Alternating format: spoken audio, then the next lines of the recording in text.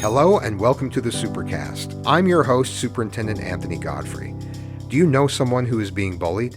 Is it something you have experienced yourself? On this episode of the Supercast, find out what parents, schools, and members of the community can do to help prevent bullying and teach kids that it is not okay. Dr. Scott Poland, one of the leading experts in bullying prevention in the United States, joins us with some sound advice on how to identify a bully and stop the bad behavior in ways that really work.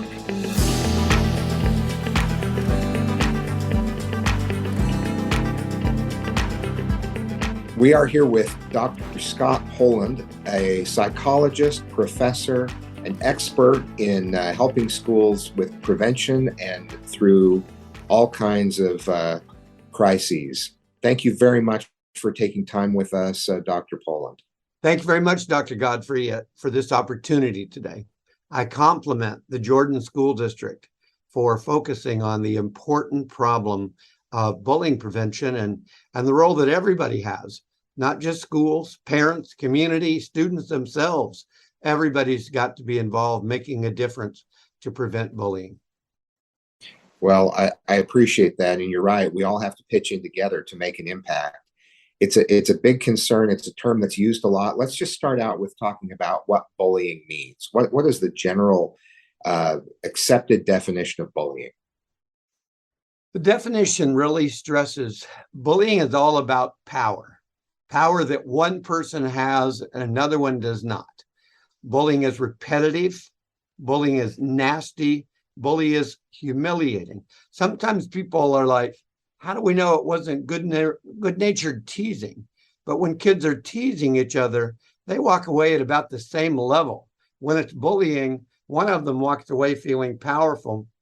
The other one is really feeling horrible. And it's really difficult for somebody who's just been victimized by bullying to suddenly be at their best, in their family or in school and trying to learn. That makes a ton of sense. It's about how everyone walks away from the situation. How prevalent would you say bullying is these days? I know you work with a lot of schools. You're busier than ever. You work at a national level. How prevalent is bullying right now? Well, very prevalent. Somewhere around 20% of middle school students would say they're bullied somewhat frequently. And it does tend to peak in middle school. The best sources of data for us are the stopbullying.gov website, federal government site. And then most states do a youth risk behavior surveillance survey every 2 years with middle schoolers and high schoolers. And that's where we really get the data about at-risk behavior as well as kids feeling victimized. So it's pretty prevalent, unfortunately. Now, I know that it's a term that's used frequently. What are some of the myths that are associated with bullying? Because I think a lot of things get lumped into that category. And if we're specific about some of those myths, then maybe we can be more effective at combating it. Well, one myth is that the bullies were somehow abused as a child, and that's not true. It's more like those that are the victims of bullying are more likely to have been abused in some way. And then, we'd really like to think that bullies outgrow the behavior, but unfortunately, that's not necessarily true. I think probably everybody listening would be aware of some examples in the workplace, in the community, some examples of adults that seem to stay in the position they're in because of the way they interact with others. So I wish I could say, that every kid grows out of it, but that's not necessarily true. Bullies often get what they want. And particularly at the middle school level, the bully actually can become somewhat popular, which is unfortunate. We would hope that kids wouldn't gravitate and basically make the bully feel like they are the popular one, but that does happen. So they get rewarded sometimes for that behavior in various ways, getting what they want, experience increased popularity, and as a result, that path becomes well worn and can continue into adulthood. That's an interesting point and concerning. Is there, you've mentioned middle school, is there a particular age where that starts? Is it at the beginning of middle school, throughout middle school? And do you see it more and more with younger students? Talk to me K-12, what we see. Well, I think unfortunately, lots of at-risk behaviors are occurring early and earlier.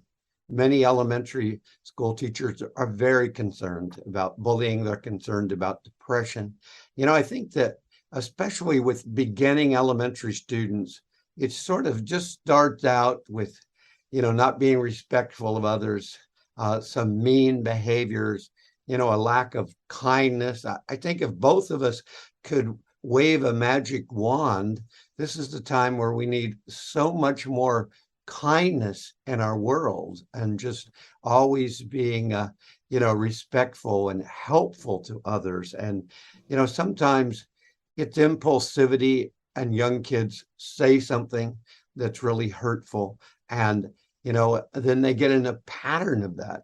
And one of the things that kids have said to me that are the victim of bullying before that really made me pause and think is they've said things like, when you get treated this way enough times, you start to think you deserve it. And no kid deserves to be bullied. Every one of them, we want them all to be connected to our schools. We want them all to have good relations with peers and school staff. We want school to be a place where kids are happy and successful. And then, we talked in the beginning about it's not just for the schools to solve. So that means in youth sports, youth activities, Cub Scouts, Girl Scouts, really everywhere, the adults have to be alert and intervene when a pattern of bullying starts to begin. That's really impactful to hear you say that. Just the idea that kids start to think that they deserve the bullying, and that what the bullies are saying is accurate. And I suspect that happens pretty quickly. I suspect it doesn't take very long to feel like you deserve it. Excellent point. And the research does say kids that are the victim of bullying at least initially went to adults. But if the adults don't do anything to intervene, and we need to talk about what should adults do to intervene, but when the adults basically, just kind of write it off or don't get involved. And, sometimes I've had people say, oh, come on, Scott, bullying's a part of life. Everybody has it happen. They get through it, but it does not have to be that way. That's a really important point, that we have this window of opportunity when a child goes to an adult and talks about what's happening. Because if they don't see a result from talking to an adult, then they're going to stop doing that, and we won't be aware of the bullying. If we rely on our own personal experience to determine whether bullying is happening, then we're going to assume that it isn't, because a lot of times it's going to happen outside of our view. Is that accurate? Absolutely. You made a great point. How do we actually determine if bullying took place? We really need to talk to the recipient of the bullying and find out, how did you feel when that was happening? Did you feel unsafe? Did you feel humiliated? Were you getting angry? So, we can't tell for sure without actually talking to kids. And when they come to us, our message, whether it's a parent, whether it's a youth soccer coach, whether it's a teacher, the message should always be, you do not deserve this. We are going to get this stopped. And I'm here for you every step of the way. And if this continues, keep telling me, but we are going to take action to get this stopped. I think what you just said is vital. Tell us that again. Well, the action, that's really what the adults need to basically say. You don't deserve this. Here's what we're going to do. We're going to get this stopped. So that takes us into the realm of we need to support the victim, of course, but we really need consequences for the bully. And the bully needs to know this behavior is not acceptable. Here are the consequences today. If you continue to bully others, these consequences will escalate. And I'm not keeping this a secret. I'm telling all the other adults that are, working together for the Cub Scout program, or I'm a teacher, I'm telling all the other teachers, everybody will be watching you. And remember, these consequences will escalate. So it's a full court press, and it's being very clear with the victim that I'm here with you every step of the way. I love the way you said that. And I need you to keep talking to me about this if it continues to happen. Being very explicit about that, so that the victim doesn't say, well, I talked to an adult and I'm done now. And the adults really need to increase supervision. We're concerned in schools, bullying is more likely to occur on a school bus, in a restroom, in the hallway. And, one of the things that we need to do really in all student activities is just survey our students, or survey the kids that are in our community-based soccer program, and find out, first of all, hopefully they feel connected and they're enjoying it, but is there bullying taking place? And what are their ideas in terms of how can we turn this around? How can we reduce and eliminate the bullying that's happening?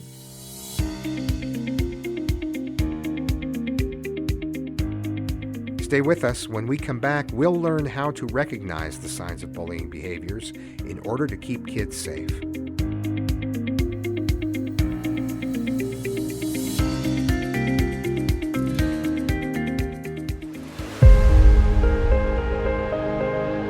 In Jordan School District, we like to support students in and outside the classroom, along with their families. That's where the Jordan Family Education Center comes in, offering support services and a wide variety of classes for students and their families free of charge. You can take a class called Blues Busters for children feeling sad or worried. Just Breathe is a class that helps students reduce stress. Or how about a class that supports parents in helping their children make and keep good friends? There are also support groups and free counseling, all provided by Jordan School District school psychologists and counselors.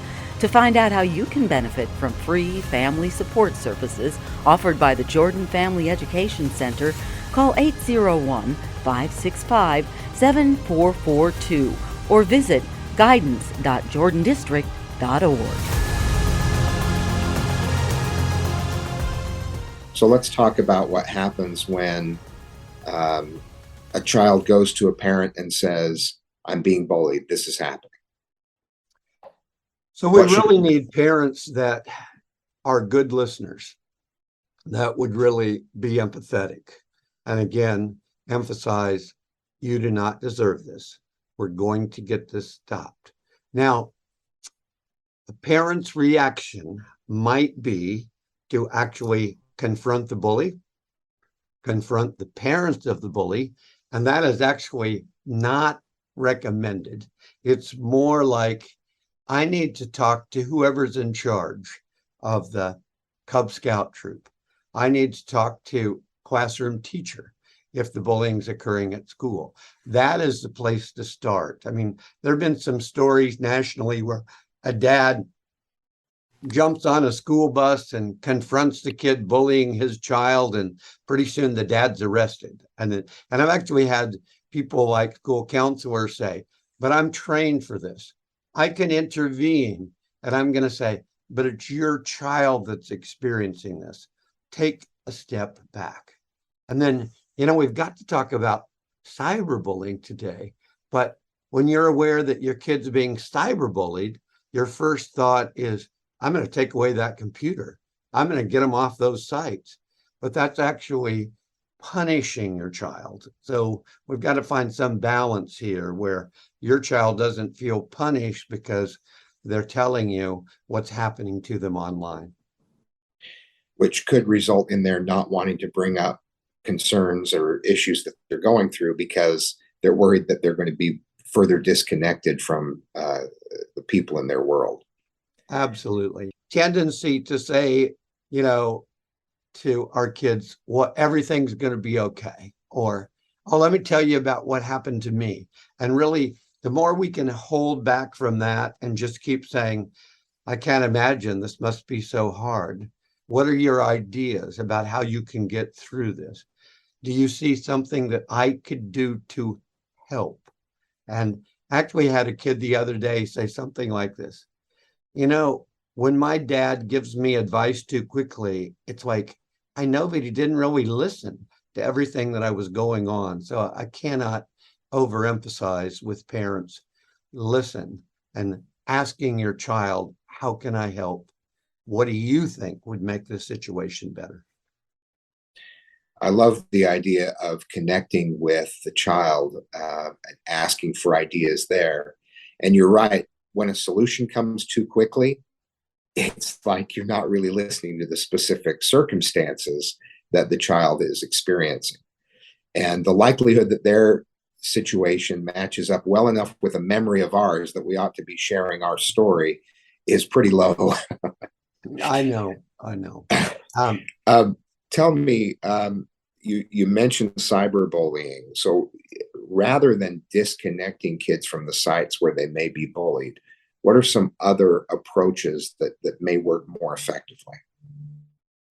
Well, we know, this is really challenging. You and I, when we went home from school, we probably walked into a house where there was one telephone and there was actually a cord on that phone.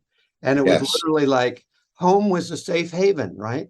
That nobody could reach us with humiliating, nasty messages, at least unless they wanted to talk to my mom first, because she would be the one answering the phone. But we know everything has changed so dramatically. And, the other day I became aware of a program that I'm really excited about. It's called Wait Until 8th Grade. So really, what's that program all about? No smartphones until your kid enters 8th grade. And of course, kids need a way to communicate, but a kid can have a watch that basically allows them to call 6 people because they need to get in touch with mom or grandpa or whatever. So, and then of course, every parent is going to say, but my kid's telling me every other 6th grader or 5th grader or 4th grader has a smartphone, but the program actually puts you in touch with others in your community that have the same values about not being in a hurry for all this technology. And then when kids do have all that technology, it actually works the best when, it's a family room, it's a desktop, parents have passwords, parents are constantly discussing with kids things like, once you post something, it's like there forever. You can't take it back. And I want to share today an app that I'm really excited about. Yeah. The app is called Rethinks Works. And it was actually developed by an adolescent. I think she was from Australia. And when the Rethink Works app is on your phone or on your tablet, it recognizes harmful, hurtful messages. And it basically sends you a message like, is this really what you want to say? And they have data that like 93% of the time, kids either reword it or they don't send it.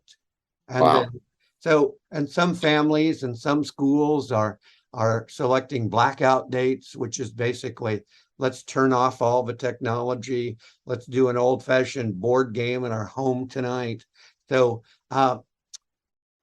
this is an extremely challenging area, but I do see some programs that can make a difference. And then I wish we'd stop seeing the parents, when they come in a restaurant with a 4-year-old, they immediately hand them their phone to I mean, I know you see that everywhere in Utah, but it's literally like kids need to learn to actually just talk to people, talk to their family, talk to their friends. They really need to develop in-person skills.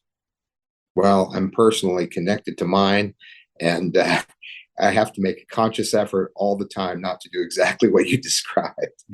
Uh, we've talked about what to do if your child is bullied, and I love the phrases that you used, and I love the idea of not confronting the child and parents directly, but talking with the person in authority to work through the system that way, and to make sure that it's addressed that way, that it's going to be more effective. But what does a parent do if they find out that their child is the bully? Well, first of all, I would hope that they would not be defensive.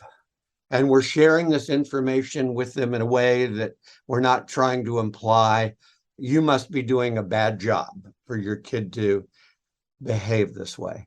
So it's really important that they increase supervision of their child. They might need to take the technology away for a while if their kid is the cyber bully.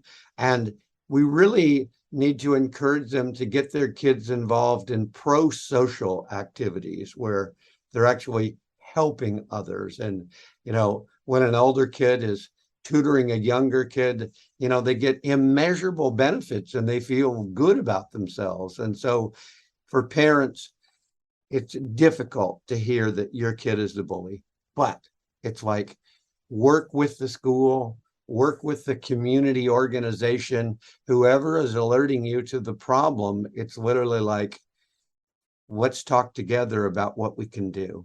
And that increased supervision. And yes, I would hope there would be some consequences at home for the choices a kid is making when they engage in bullying.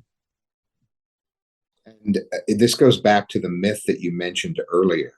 When we're approaching it as a school or as parents, we don't want to make the assumption that someone who is a bully has been abused or that there's some deep problem at home. It may simply be that the bully has been reinforced in that behavior because they tried it, it worked, and they've continued to use that method to feel good about themselves and to get the things that they're looking for. Absolutely. And I want to make one more point about if your kid is the one being bullied, we've already talked about the steps that you need to take, and you're there for them every step of the way.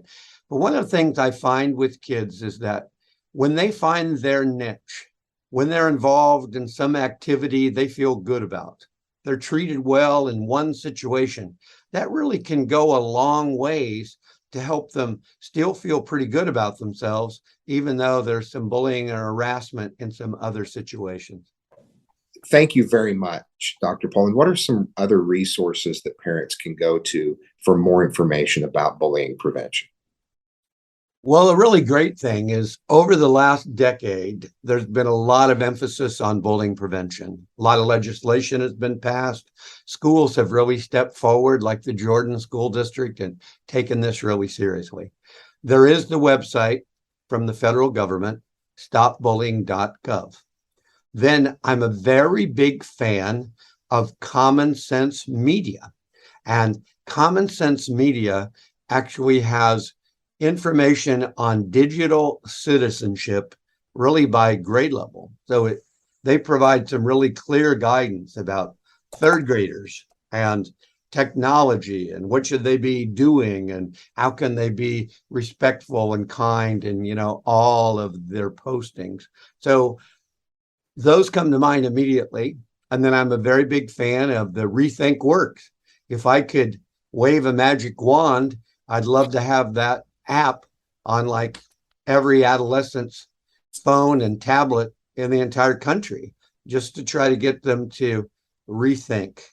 And then we haven't talked much about bystanders yet, but this is always a big issue in terms of a lot of bullying takes place with an audience. And how do we get bystanders? Some people have actually said that term is too passive.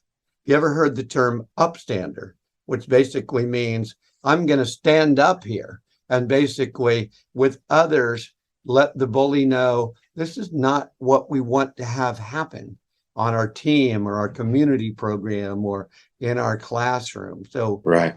a lot of programs emphasize the role of kids stepping forward and just letting a bully know it's not what we want. It's not how we behave. I think that's really important because almost anyone can be an upstander. You may not have been a victim, you may not have been a bully, but we've all witnessed it. And there's really something that we can do to help. Dr. Poland, thank you very much for your advice today. And over the years, you've helped us through difficult issues, as I know you have for many districts nationwide. So thanks again for taking time with us and for helping us move forward. I wish you the best in everything you're working on.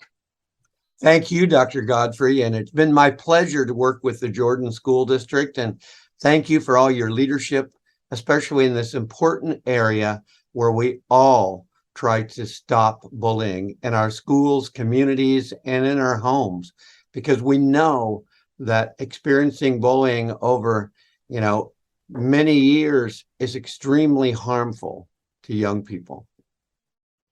Thank you, Dr. Poland.